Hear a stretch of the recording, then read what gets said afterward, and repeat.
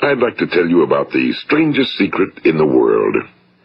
Some years ago, the late Nobel Prize-winning Dr. Albert Schweitzer was being interviewed in London, and a reporter asked him, "Doctor, what's wrong with men today?" And the great doctor was silent a moment, and then he said, "Men simply don't think." It's about this that I want to talk with you. We live today in a golden age. This is an era that man has looked forward to, dreamed of, and worked toward for thousands of years. But since it's here, we pretty well take it for granted. We in America are particularly fortunate to live in the richest land that ever existed on the face of the earth, a land of abundant opportunity for everyone. But do you know what happens? Well, let's take 100 men who start even at the age of 25. Do you have any idea what will happen to those men by the time they're 65? These 100 men who all start even at the age of 25 believe they're going to be successful. If you asked any one of these men if he wanted to be a success, he'd tell you he did. And you'd notice that he was eager toward life, that there was a certain sparkle to his eye, an erectness to his carriage, and life seemed like a pretty interesting adventure to him. But by the time they're 65, 1 will be rich. 4 will be financially independent. 5 will still be working. 54 will be broke. Now think a moment. Out of the 100, only 5 make the grade. Now why do so many fail?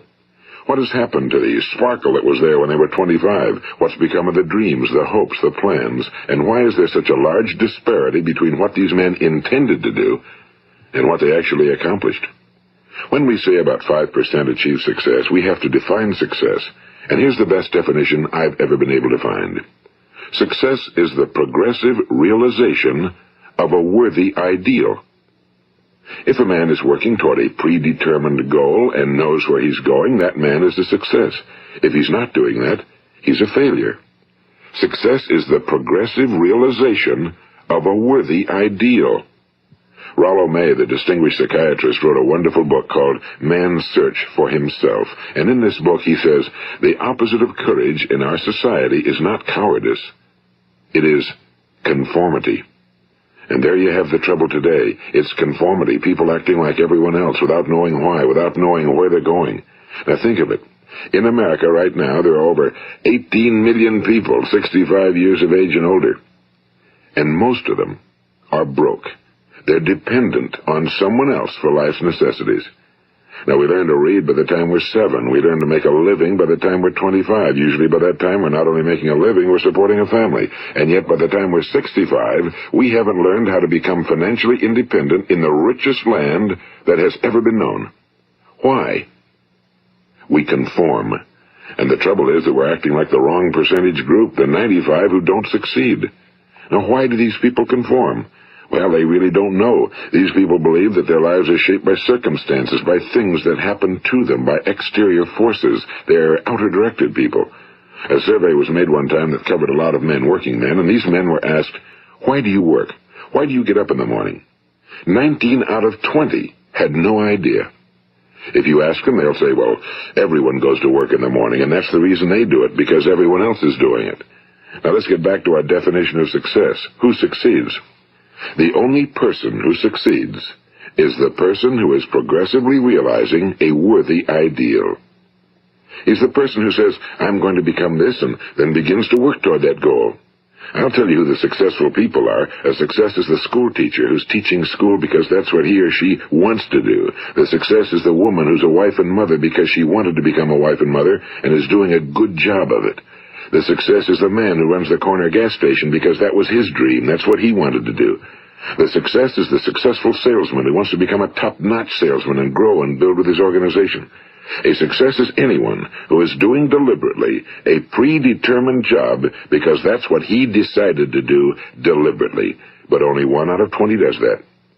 That's why today there isn't really any competition unless we make it for ourselves. Instead of competing, all we have to do is create. You know, for 20 years, I looked for the key which would determine what would happen to a human being. Was there a key I wanted to know which would make the future a promise that we could foretell to a large extent? Was there a key that would guarantee a person's becoming successful if he only knew about it and knew how to use it? Well, there is such a key, and I've found it. Have you ever wondered why so many men work so hard and honestly without ever achieving anything in particular, and others don't seem to work hard and yet seem to get everything? They seem to have the magic touch. You've heard them say that about someone. Everything he touches turns to gold. And have you ever noticed that a man who becomes successful tends to continue to become successful?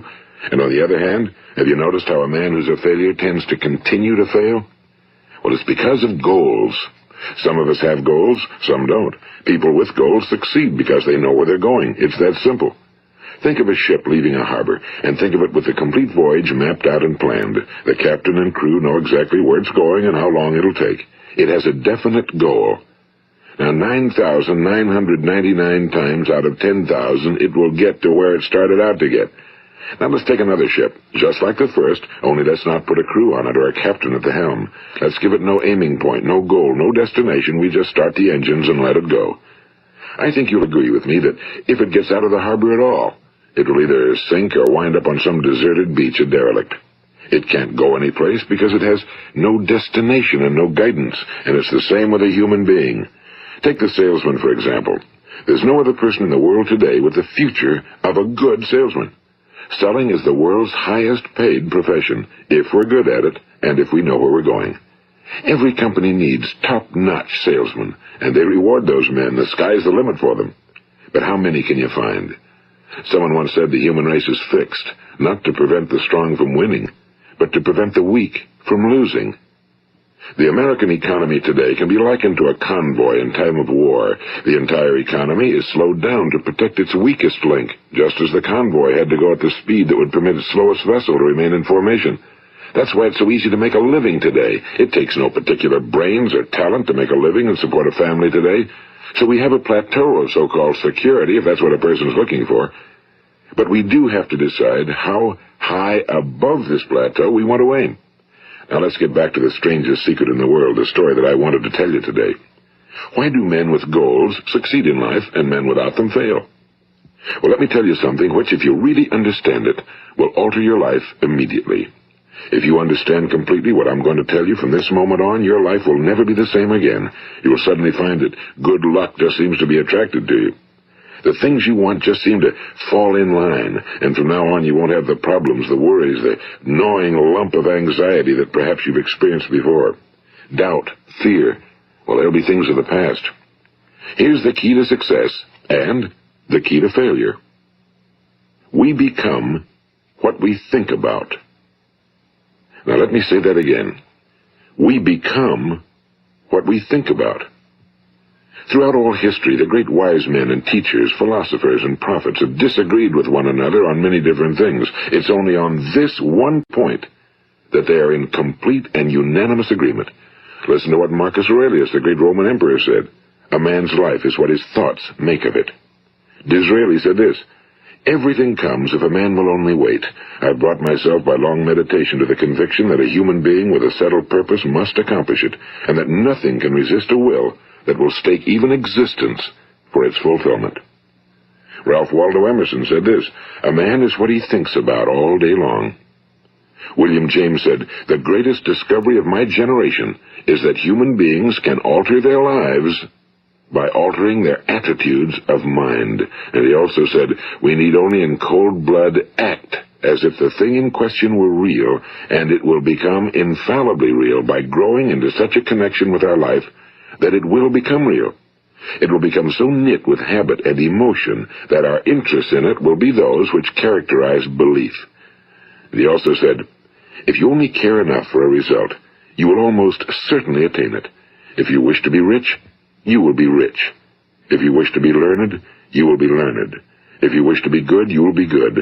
Only you must then really wish these things, and wish them exclusively, and not wish at the same time 100 other incompatible things just as strongly. In the Bible, you read in Mark 9:23, if thou canst believe, all things are possible to him that believeth. My old friend Dr. Norman Vincent Peale put it this way, this is one of the greatest laws in the universe. Fervently do I wish I had discovered it as a very young man. It dawned upon me much later in life, and I found it to be one of the greatest, if not my greatest discovery outside of my relationship to God. The great law, briefly and simply stated, is that if you think in negative terms, you will get negative results. If you think in positive terms, you will achieve positive results. That is the simple fact, he went on to say, which is at the basis of an astonishing law of prosperity and success. In 3 words, believe and succeed. William Shakespeare put it this way: our doubts are traitors and make us lose the good we oft might win by fearing to attempt. George Bernard Shaw said, people are always blaming their circumstances for what they are. I don't believe in circumstances. The people who get on in this world are the people who get up and look for the circumstances they want, and if they can't find them, make them. Well, it's pretty apparent, isn't it? And every person who discovered this for a while believed that he was the first one to work it out. We become what we think about. Now, it stands to reason that a person who's thinking about a concrete and worthwhile goal is going to reach it, because that's what he's thinking about, and we become what we think about. Conversely, the man who has no goal, who doesn't know where he's going, and whose thoughts must therefore be thoughts of confusion and anxiety and fear and worry, becomes what he thinks about. His life becomes one of frustration and fear and anxiety and worry. And if he thinks about nothing, he becomes nothing. Now, how does it work? Why do we become what we think about? Well, I'll tell you how it works as far as we know. Now, to do this, I want to tell you about a situation that parallels the human mind. Suppose a farmer has some land, and it's good fertile land. Now, the land gives the farmer a choice. He may plant in that land whatever he chooses. The land doesn't care. It's up to the farmer to make the decision. Now, remember, we're comparing the human mind with the land because the mind, like the land, doesn't care what you plant in it. It will return what you plant, but it doesn't care what you plant. Now let's say that the farmer has 2 seeds in his hand. One is a seed of corn, the other is nightshade, a deadly poison. He digs 2 little holes in the earth and he plants both seeds, one corn, the other nightshade. He covers up the holes, waters, and takes care of the land, and what will happen? Invariably the land will return what's planted. As it's written in the Bible, as ye sow, so shall ye reap. Now remember, the land doesn't care. It'll return poison in just as wonderful abundance as it will corn. So up come the 2 plants, one corn, one poison. Now, the human mind is far more fertile, far more incredible and mysterious than the land, but it works the same way. It doesn't care what we plant. Success, failure. A concrete, worthwhile goal, or confusion. Misunderstanding, fear, anxiety, and so on. But what we plant, it must return to us. You see, the human mind is the last great unexplored continent on Earth. It contains riches beyond our wildest dreams. It will return anything we want to plant.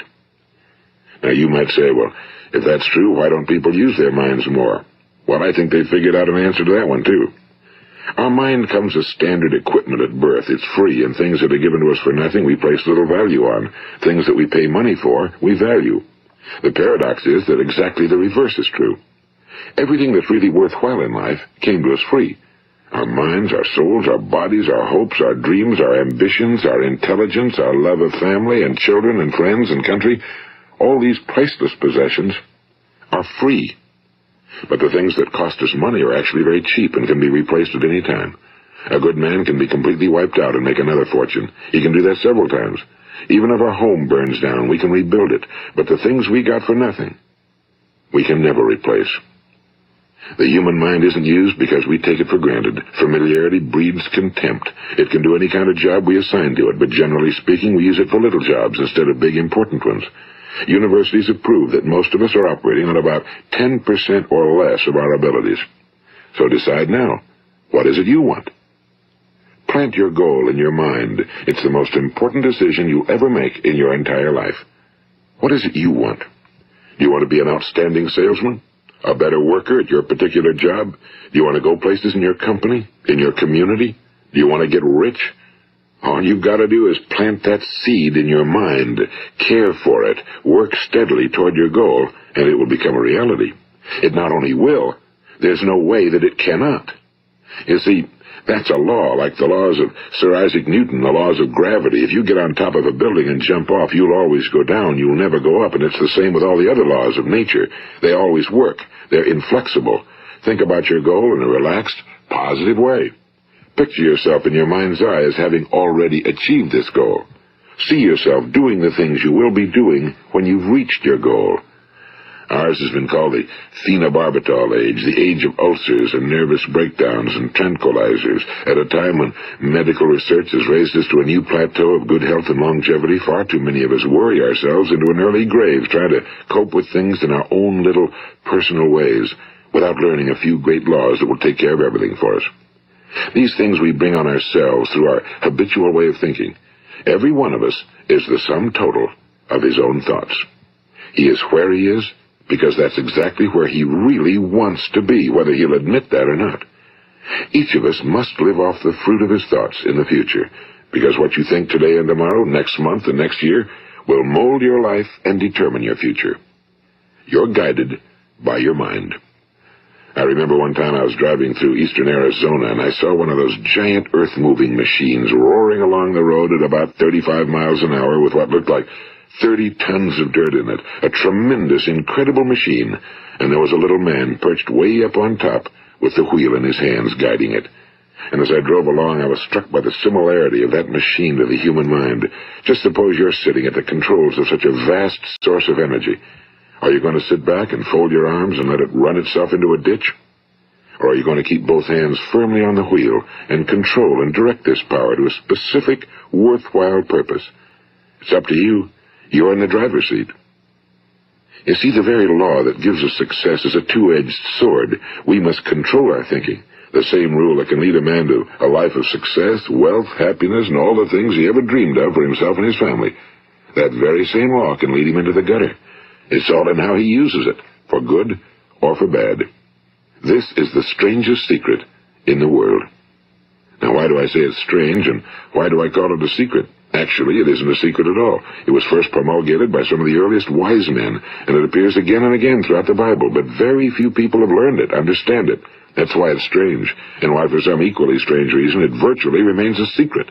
I believe that you could go out and walk down the main street of your town and ask one man after another what the secret of success is, and you probably wouldn't run into one man in a month who could tell you. Now, this information is enormously valuable to us if we really understand it and apply it. It's valuable to us not only for our own lives, but the lives of those around us, our families, employees, associates, and friends. Life should be an exciting adventure. It should never be a bore. A man should live fully, be alive. He should be glad to get out of bed in the morning. He should be doing a job he likes to do because he does it well. One time I heard Grove Patterson, the great late editor-in-chief of the Toledo Daily Blade, make a speech, and as he concluded his speech, he said something I've never forgotten. He said, "My years in the newspaper business have convinced me of several things. Among them, that people are basically good, and that we came from someplace, and we're going someplace. So we should make our time here an exciting adventure. The architect of the universe didn't build a stairway leading nowhere." And the greatest teacher of all, the carpenter from the plains of Galilee, gave us the secret time and time again. As ye believe, so shall it be done unto you. I've explained the strangest secret in the world and how it works. Now, on this side, I want to explain how you can prove to yourself the enormous returns possible in your own life by putting this secret to a practical test. I want you to make a test that will last 30 days.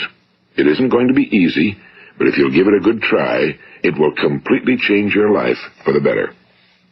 Now, back in the 17th century, Sir Isaac Newton, the English mathematician and natural philosopher, gave us some natural laws of physics which apply as much to human beings as they do to the movement of bodies in the universe. And one of these laws is that for every action, there is an equal and opposite reaction.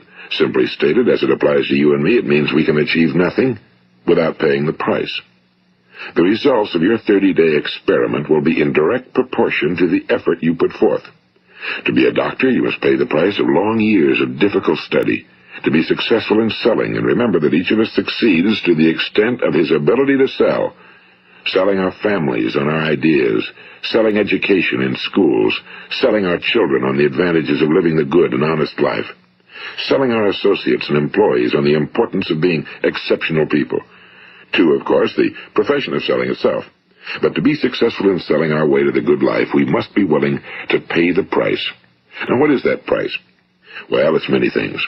First, it's understanding emotionally, as well as intellectually, that we literally become what we think about, that we must control our thoughts if we're to control our lives. It's understanding fully that as ye sow, so shall ye reap.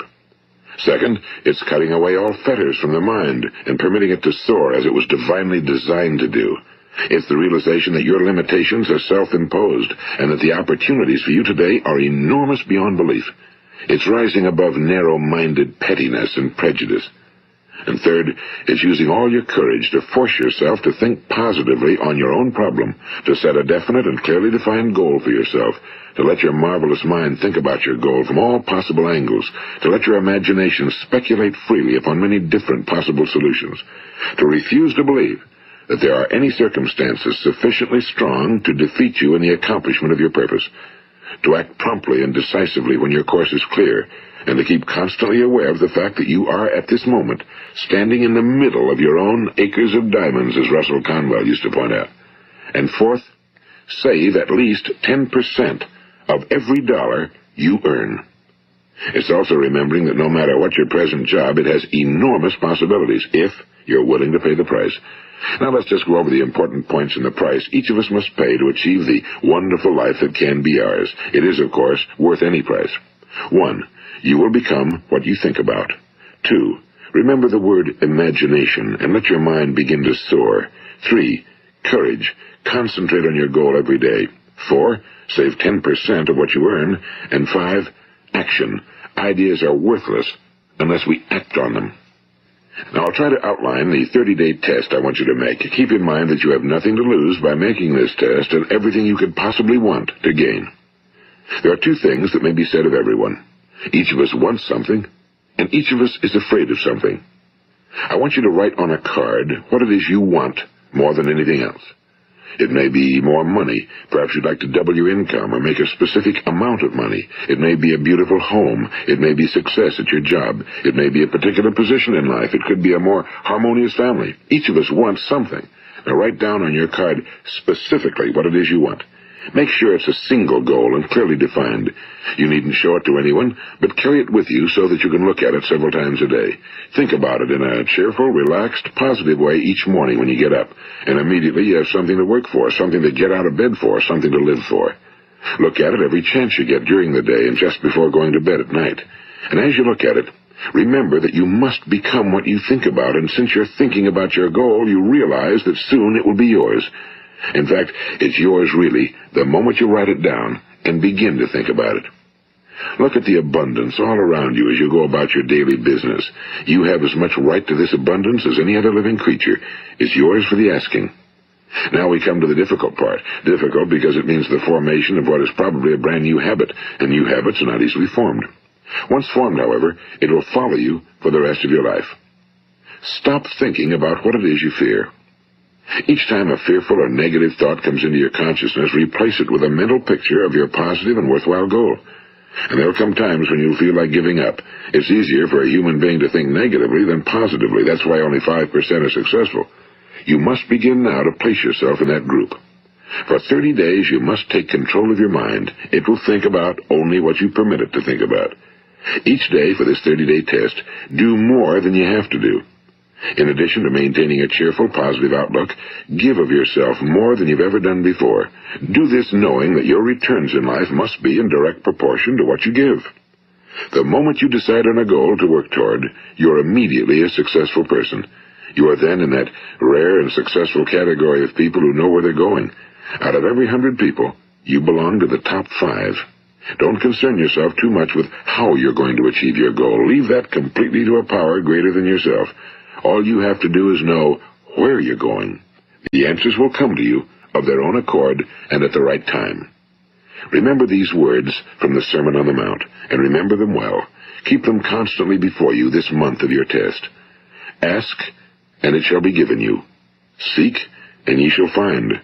Knock, and it shall be opened unto you. For every one that asketh receiveth, and he that seeketh findeth, and to him that knocketh it shall be opened. It's as marvelous and as simple as that. In fact, it's so simple that in our seemingly complicated world, it's difficult for an adult to understand that all he needs is a purpose and faith. For 30 days, Do your very best.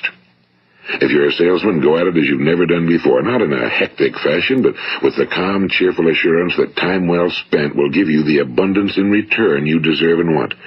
If you're a homemaker, devote your 30-day test to completely giving of yourself without thinking about receiving anything in return, and you'll be amazed at the difference it makes in your life. No matter what your job, do it as you've never done it before for 30 days. And if you've kept your goal before you every day, you'll wonder and marvel at this new life you've found. Dorothea Brand, the outstanding editor and writer, discovered it for herself and tells about it in her fine book, Wake Up and Live. Her entire philosophy is reduced to the words, act as though it were impossible to fail. She made her own test with sincerity and faith, and her entire life was changed to one of overwhelming success. Now, you make your test for 30 full days. Don't start your test until you've made up your mind to stick with it. You see, by being persistent, you're demonstrating faith. Persistence is simply another word for faith. If you didn't have faith, you'd never persist. If you should fail during your first 30 days, by that I mean suddenly find yourself overwhelmed by negative thoughts, you've got to start over again from that point and go 30 more days. Gradually, your new habit will form until you find yourself one of that wonderful minority to whom virtually nothing is impossible. And don't forget the card. It's vitally important as you begin this new way of living. On one side of the card, write your goal, whatever it may be. On the other side, write the words we've quoted from the Sermon on the Mount. Ask, and it shall be given you. Seek, and ye shall find. Knock, and it shall be opened unto you. Nothing great was ever accomplished without inspiration. See that during these crucial first 30 days, your own inspiration is kept at a peak. And above all, don't worry. Worry brings fear, and fear is crippling. The only thing that can cause you to worry during your test is trying to do it all yourself. Know that all you have to do is hold your goal before you. Everything else will take care of itself.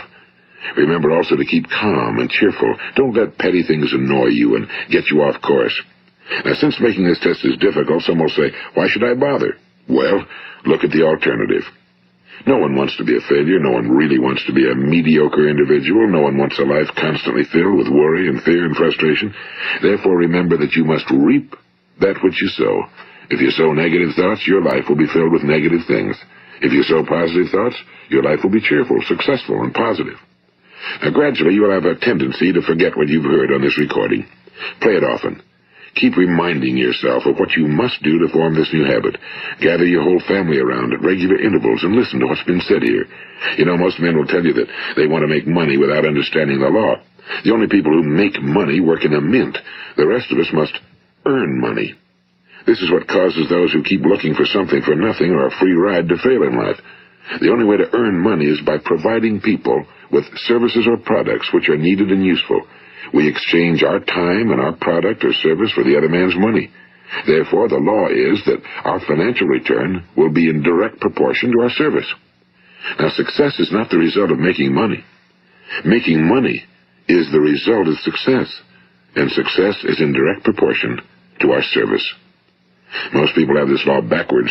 They believe that you're successful if you earn a lot of money. The truth is that you can only earn money after you're successful. It's like the story of the man who sat in front of the stove and said to it, "Give me heat, and then I'll add the wood." How many men and women do you know, or do you suppose there are today, who take the same attitude toward life? There are millions. We've got to put the fuel in before we can expect heat. Likewise, we've got to be of service first before we can expect money. Don't concern yourself with the money. Be of service. Build, work, dream, create. Do this, and you'll find there's no limit to the prosperity and abundance that will come to you. Prosperity, you know, is founded upon a law of mutual exchange. Any person who contributes to prosperity must prosper in turn himself. Sometimes the return will not come from those you serve, but it must come to you from someplace, because that's the law. For every action, there is an equal and opposite reaction. As you go daily through your 30-day test period, remember that your success will always be measured by the quality and quantity of service you render, and money is a yardstick for measuring this service. No man can get rich himself unless he enriches others. Now, there are no exceptions to a law. You can drive down any street in America and from your car estimate the service that's being rendered by the people living on that street. Had you ever thought of this yardstick before? It's interesting. Some, like ministers and priests and other devoted people, measure their returns in the realm of the spiritual, but again, their returns are equal to their service. Once this law is fully understood, any thinking person can tell his own fortune. If he wants more, he must be of more service to those from whom he receives his return. If he wants less, he has only to reduce his service. This is the price you must pay for what you want. If you believe you can enrich yourself by deluding others, you can end only by deluding yourself. It may take some time, but just as surely as you breathe, you'll get back what you put out. Don't ever make the mistake of thinking you can avert this. It's impossible. The prisons and the streets where the lonely walk are filled with people who tried to make new laws just for themselves. We may avoid the laws of man for a while, but there are greater laws that cannot be broken. An outstanding medical doctor recently pointed out 6 steps that will help you realize success. 1. Set yourself a definite goal. 2. Quit running yourself down. 3. Stop thinking of all the reasons why you cannot be successful and instead think of all the reasons why you can. 4. Trace your attitudes back through your childhood and try to discover where you first got the idea you couldn't be successful, if that's the way you've been thinking. 5. Change the image you have of yourself by writing out a description of the person you would like to be. And 6. Act the part of the successful person you have decided to become. The doctor who wrote those words is a noted West Coast psychiatrist, Dr. David Harold Fink. Do what the experts since the dawn of recorded history have told you you must do. Pay the price by becoming the person you want to become. It's not nearly as difficult as living unsuccessfully. Make your 30-day test, then repeat it again, and each time it will become more a part of you until you'll wonder how you could ever have lived any other way. Live this new way, and the floodgates of abundance will open and pour over you more riches than you may have dreamed existed. Money? Yes, lots of it. But what's more important, you'll have peace. You'll be in that wonderful minority who lead calm, cheerful, successful lives. Start today. You have nothing to lose, but you have a whole life to win. This is Earl Nightingale, and thank you.